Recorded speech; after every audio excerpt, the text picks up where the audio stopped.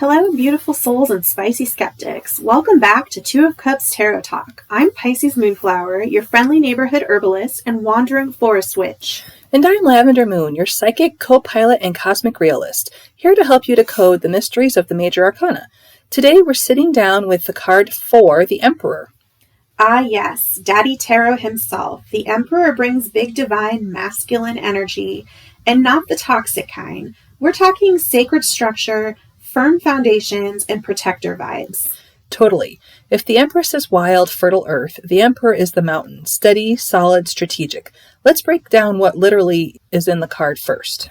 The Rider-Waite-Smith version shows the Emperor on a stone throne adorned with ram heads. Those are for Aries, his astrological sign. He's armored beneath his robes, which tells us he's always ready to protect and defend. Behind him, rugged mountains. There's nothing soft or cushy here.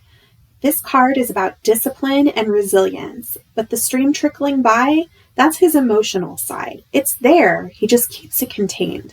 He holds an ankh in one hand, the symbol of life, and an orb in the other representing his dominion. He's a ruler, but not a tyrant, at least not in his upright position.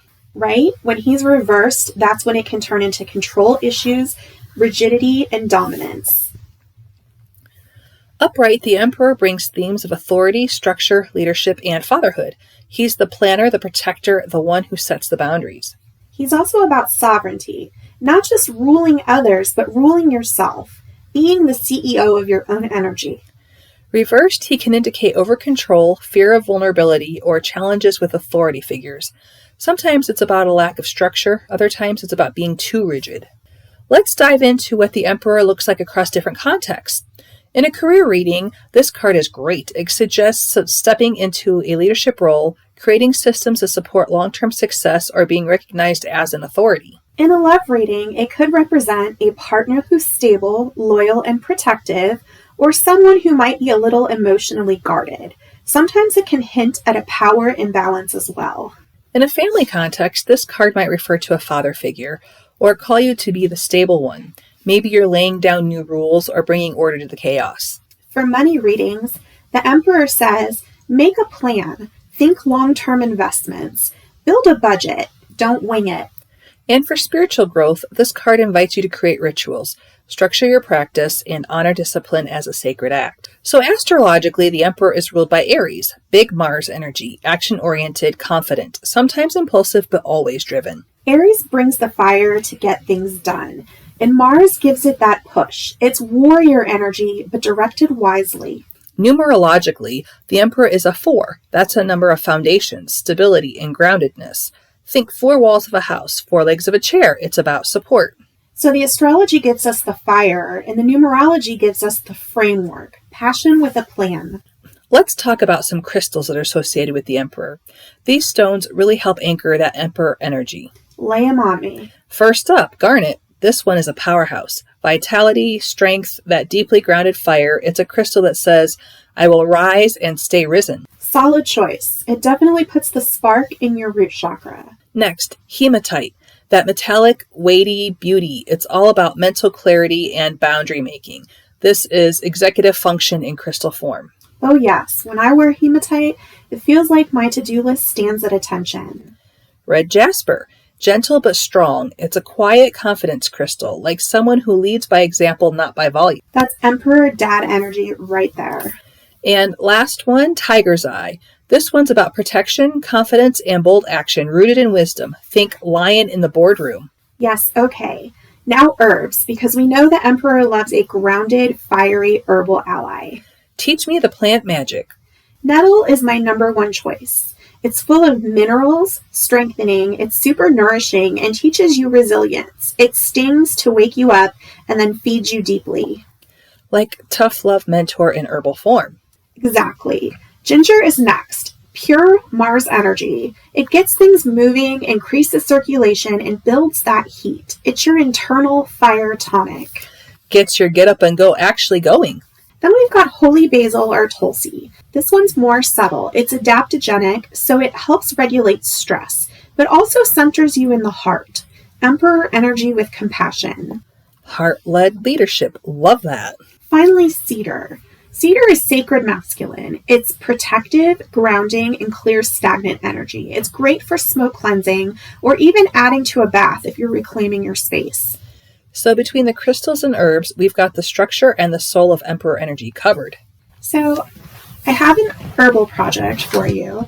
Let's make an Emperor Fire Tonic. A little bit similar to a fire cider, but not exactly the same thing. So it's power-packed, immune-boosting, boundary strengthening, and it's going to channel the Emperor's fiery resolve and protective strength. It's great for the moments when you need a confidence boost or feel like life is asking you to level up.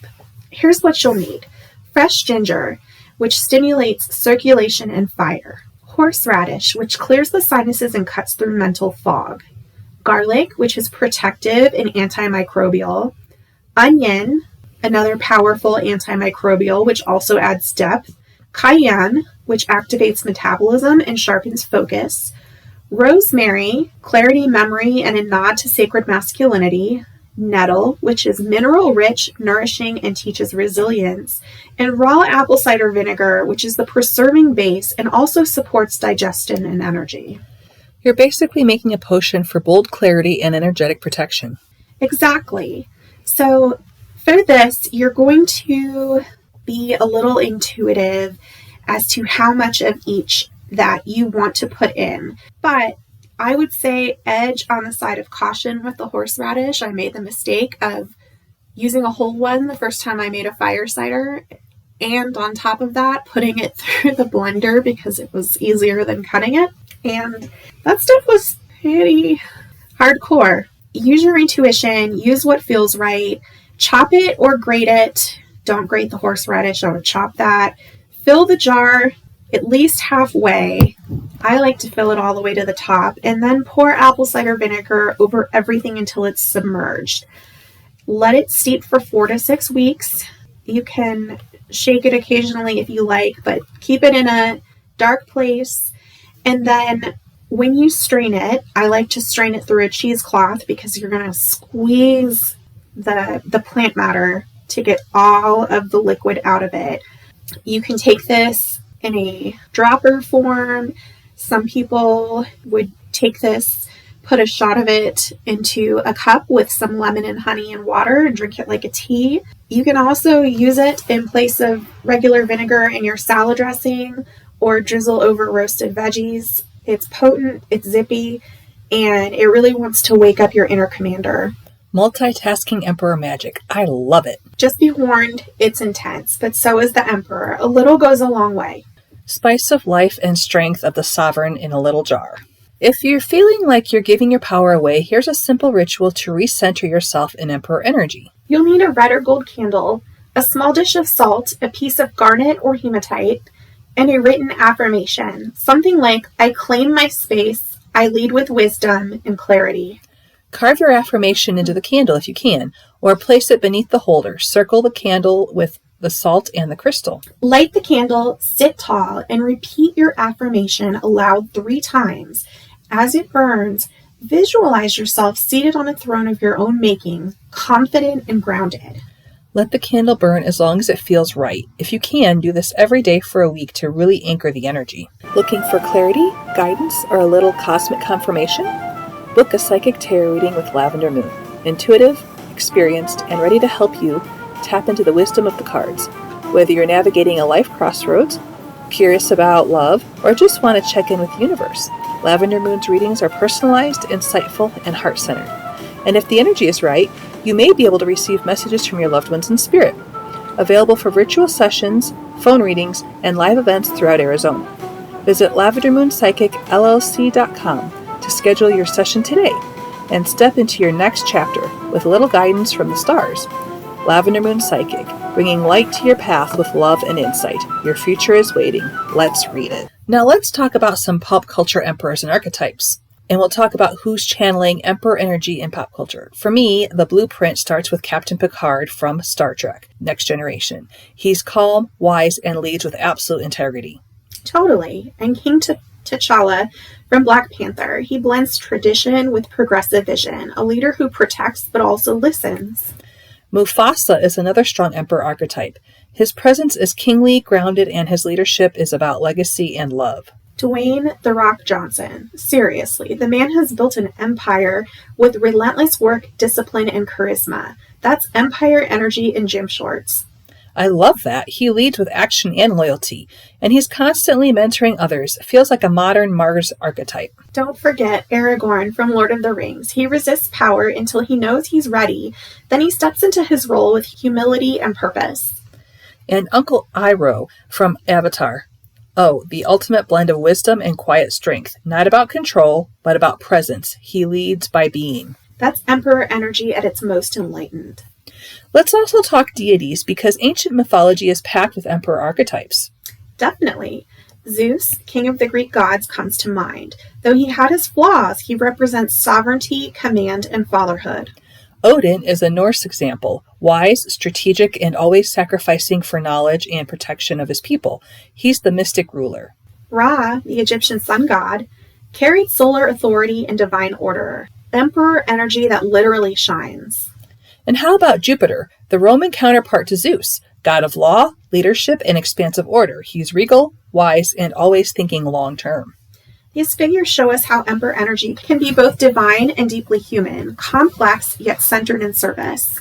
So for this episode's activity, we want you to design your metaphorical or literal throne room.